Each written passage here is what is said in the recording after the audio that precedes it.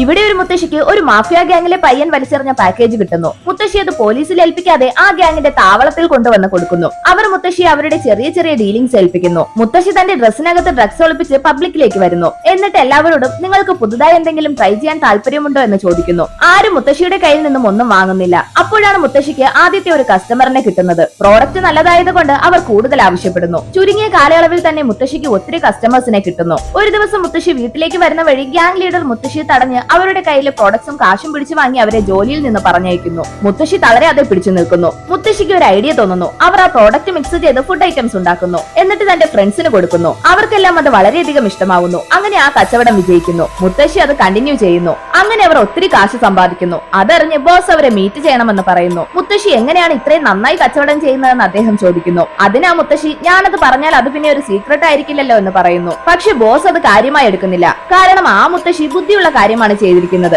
അതുകൊണ്ട് ബോസ് അവരെ ആ പ്രദേശത്തിന്റെ ലോക്കൽ ബോസ് ആക്കിയിട്ട് ഇപ്പോഴുള്ള ലോക്കൽ ബോസിനെ പുറത്താക്കുന്നു.